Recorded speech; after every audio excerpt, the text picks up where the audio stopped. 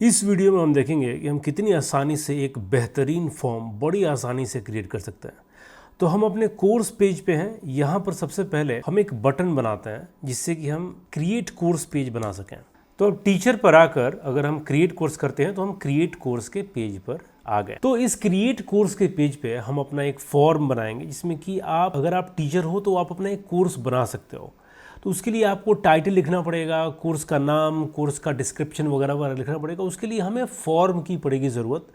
तो अब हम देखते हैं कि हम कितनी आसानी से फॉर्म बना सकते हैं। अगर आपने पहले कभी HTML में या रिएक्ट में फॉर्म बनाया है तो आपको पता है कि कितना डिफ़िकल्ट होता है उसको मैनेज करना, क्योंकि हम ऑन चेंज पर स्टेट्स बनाते हैं यूज स्टेट्स में और फिर उसको उसके वैलिडेशन के लिए बहुत ही डिफ़िकल्टी होती है। यहाँ पर उन सारे डिफ़िकल्टी को सॉल्व करने के लिए हम शायद CN UI का इस्तेमाल करेंगे। तो इस फॉर्म को आसान बनाने के लिए हम शायद CN के वेबसाइट पे गए और यहाँ पर हम फॉर्म में गए। इसके अंदर रिएक्ट हुक फॉर्म और जॉड दोनों आ जाता है साथ में। पहले हम इसको इंस्टॉल करते हैं। और एक और चीज़ जो हम इसमें इंस्टॉल करेंगे वो है इसका इनपुट, जो इसके साथ नहीं आता है वो हमें अलग से इंस्टॉल करना पड़ता है। तो जैसे ये हो गया, इनपुट हो गया ना, ये हमें अलग से इंस्टॉल करना पड़ेगा।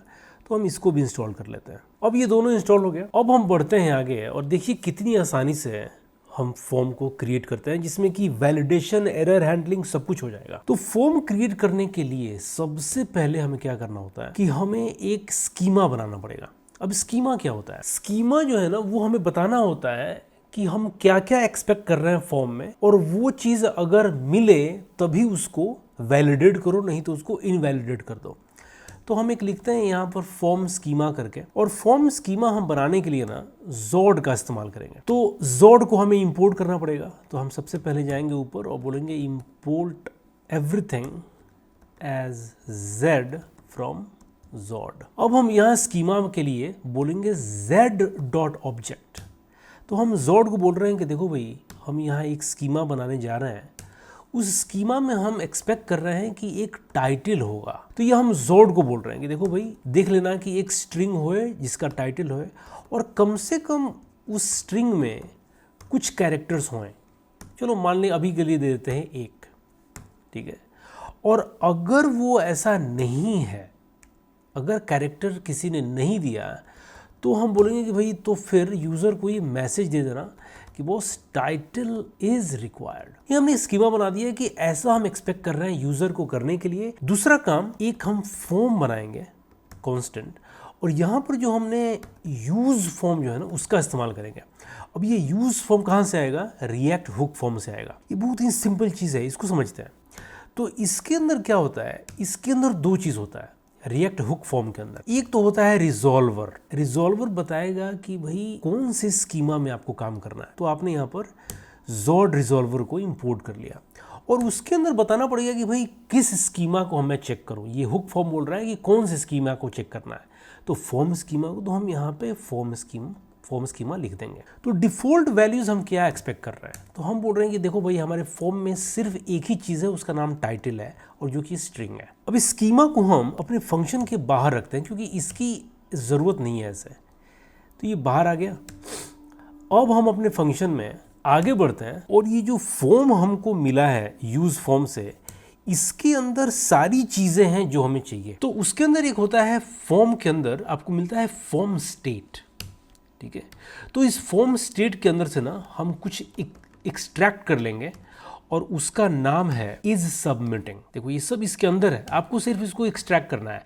और इज वैलिड, जिसकी हमें आगे पढ़ी की जरूरत अभी नहीं। तो अपने डिव के अंदर जाते हैं, शायद CN का फॉर्म इंस्टॉल किया हुआ था, उसको पहले हम इंपोर्ट करेंगे।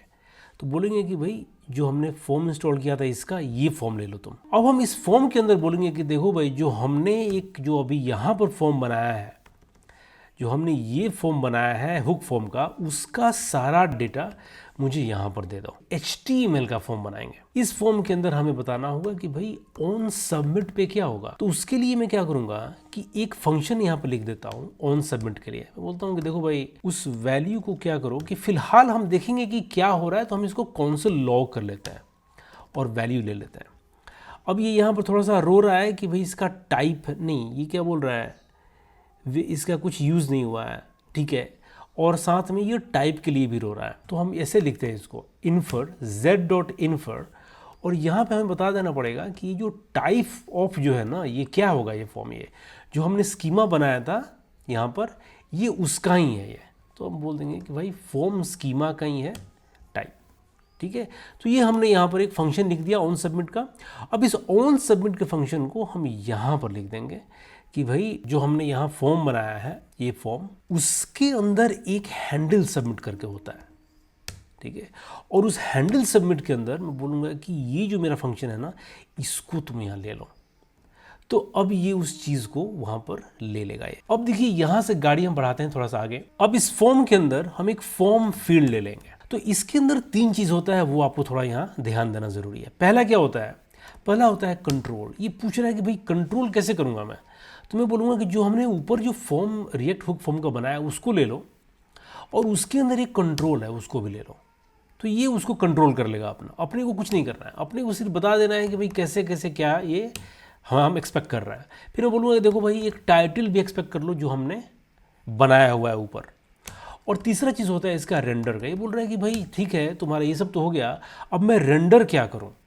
तो रेंडर के लिए मैं इसको बोलूँगा ना कि भाई जो तुमको फील्ड मिलेगा यहाँ पर, उस फील्ड को ले लो, और उस फील्ड को लेकर मुझे एक कंपोनेंट रेंडर करो। क्या रेंडर करो कंपोनेंट है? मतलब कि हम क्या ढूंढ रहे हैं? अब हम ढूंढ रहे हैं एक हमको इनपुट वगैरह चाहिए। तो अब हम बोलेंगे कि हमारा जो फॉर्म आइटम है जो शायद सीन का है, उसको हम लेंगे, और उस फॉर्म आइटम के अंदर अब हमें 3 चीज़ लिखना है। एक लिखना है फॉर्म लेबल, और लेबल कुछ भी दे सकते हैं, बोल देते हैं टाइटल दे देते हैं इसका। फॉर्म लेबल के अलावा हम इसको बोलेंगे कि भाई हमारा एक फॉर्म कंट्रोल होगा। ये चीज़ें जो है थोड़ी सी कॉम्प्लिकेटेड हो सकती हैं, लेकिन ये लॉन्ग रन में आपकी लाइफ इतनी आसान करेंगी, आप देखेंगे इस चीज़ को।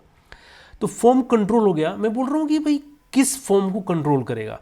तो यहाँ पर मैंने जो इंस्टॉल किया था सेपरेट इनपुट ना, उसका इस्तेमाल करूँगा मैं, और मैं उसको एक प्लेस होल्डर दे देता हूँ। और इस इनपुट पे मैं क्या करूँगा ना कि इस इनपुट पे मेरा जितना भी ये फील्ड जो मुझे मिला है, ये मैं दे दूँगा ये फील्ड।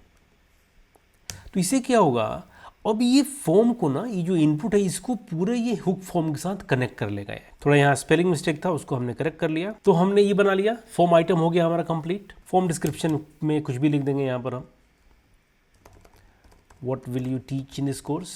तो इस तरीके से हमारा ये बेसिक हमने फॉर्म बना दिया। अब इसको थोड़ा सा देख भी लेते हैं। तो npm run dev देखते हैं कि अभी तक क्या क्या हुआ है, कुछ एरर तो नहीं आ रहा है। अब देखिए इसने हमारे फॉर्म को बना दिया। यहाँ पर हमारा इनपुट यहाँ पर दिख रहा है, इसका स्टाइलिंग थोड़ा सा गड़बड़ है, लेकिन यहाँ पे हमको इनपुट मिल गया जिसका पावर मैं अभी आपको दिखाता हूँ। तो अभी हम क्या करेंगे कि हमने फॉर्म तो बना दिया, अब हमें बटन देना पड़ेगा ताकि हम उसको सबमिट कर सकें। तो मैं यहाँ पे बोलूँगा कि भाई एक लिंक ले लो, और उस लिंक के अंदर हमारा href रहेगा, एक बटन ले लो, और ये कैंसिल का बटन रहेगा, मतलब अगर यूज़र चाहे तो कैंसिल कर सकता है। और दूसरा एक रहेगा इसमें कि एक सिर्फ बटन रखता हूँ मैं, और इसको मैं बोलूँगा कंटिन्यू, ताकि यूज़र कंटिन्यू करेगा यहाँ से। इसको मैं सेव कर लेता हूँ, पहले इसको पहले इंपोर्ट कर लेता हूँ मैं, कि देखो भाई इसका जो टाइप रहेगा ना वो सबमिट रहेगा, ये फॉर्म को सबमिट करेगा। लेकिन यहाँ पर जो बटन है कैंसिल वाला, इसका मैं टाइप बोलूँगा बटन ही। ये बहुत इंपॉर्टेंट चीज़ हो जाता है। मैं ये बता रहा हूँ कि ये बटन कैसे एक्ट करे। ठीक है, उसका टाइप बता दिया बटन, इसका टाइप बता दिया मैंने ये। अब देखो इसका पावर क्या है। अभी मैं इस बटन को एक लाइन में डिसेबल्ड कर सकता हूँ। बोलूँगा भाई यहाँ पर मैं कि जो इसका डिसेबल्ड रहेगा ना, मैं इसको बोलूँगा कि देखो भाई अगर मेरा सबमिटिंग हो रहा है, मतलब फॉर्म अगर सबमिट हो रहा है, तो फिर मैं अलाउ नहीं करूँगा कि यूज़र फिर से क्लिक करे। ठीक है, और दूसरा अगर फॉर्म इनवैलिड है तो भी उसको डिसेबल कर दो। तो देखो ये मुझे लिखते लिखते क्या हो गया, ये डिसेबल्ड कर दिया। मतलब क्या कि फॉर्म वैलिड नहीं है, आपने कुछ नहीं लिखा है, इसलिए ये वैलिड नहीं है। अभी मैं इसको हटाता हूँ, एक और चीज़ दिखाता हूँ यहाँ पे, इसको मैं हाइड कर देता हूँ। अभी अगर मैं कंटिन्यू करूँगा तो क्या होगा, ये देखो यहाँ पर एरर दिखा रहा है। यूजिंग हुक फॉर्म ये पूरी लाइफ आसान हो जाती है आपकी। तो ये देखो ये डिसेबल्ड हो गया अभी। अब आपने कुछ यहाँ पे लिखा, मान लो आपने लिखा हेलो, आपने सेव किया, तो अपने कॉन्सोल लॉग में जब देखोगे ना तो आपको मिलेगा ये आइटम, मिलना चाहिए। देखो यहाँ पे ऑब्जेक्ट मिला है आपको हेलो कर। ठीक है, मैं यहाँ पे लिखता हूँ रैम्बो, तो आपको रैम्बो मिला। मैं रिवीजन के लिए आपको यहाँ पे 2 चीज़ ही बताना चाहूँगा जो कि बहुत इंपॉर्टेंट है। पहला क्या कि स्कीमा पर ध्यान दो कि स्कीमा कैसे बनाएंगे हम। कौन स्कीमा का मतलब क्या हुआ, कौन कौन से आपके इनपुट होंगे और क्या एक्सपेक्ट कर रहे हो, क्या वो नंबर होना चाहिए कि स्ट्रिंग होना चाहिए, उसके अंदर कितने होने चाहिए, लेटर होने चाहिए, और अगर यूज़र गलत लिख रहा है तो आप क्या बताना चाहोगे। तो स्कीमा लिख दिया आपने। उसके बाद सिंपल से हुक फॉर्म को ले लो, उसके अंदर दो चीज़ ही होता है, रिजॉल्वर और डिफ़ॉल्ट वैल्यूज़। ठीक है, रिजॉल्वर में आप जोड का इस्तेमाल कर लो और बता दो कि भाई मेरा ये स्कीमा है। और ये करने के बाद यहाँ पर तीन चीज़ें हैं। पहला तो आप एक फॉर्म कंपोनेंट ले लो जो आपने इंपोर्ट किया हुआ है अपने शैड यूएन के फॉर्म से। उसके अंदर आप जो भी आपका हुक फॉर्म का आया है डेटा उसको पास कर दो, पास कर दिया। और उसके बाद एक HTML का ले लो, सिंपल HTML फॉर्म, और उसके ऑन सबमिट पर जो आपका फंक्शन लिखा हुआ है उसको आप पास कर दो हुक फॉर्म को लेते हुए। ये जो हैंडल सबमिट आ रहा है ना, ये फॉर्म के अंदर से आ रहा है, ये जो फॉर्म हमने यहाँ पर बनाया वो। ठीक है, हैंडल सबमिट के अंदर आपने ये फंक्शन को पास कर दिया। उसके बाद आपने फॉर्म फील्ड लिया, ये भी एक कंपोनेंट है। उसके अंदर तीन चीज़ें होती हैं, कंट्रोल, नेम एंड रेंडर।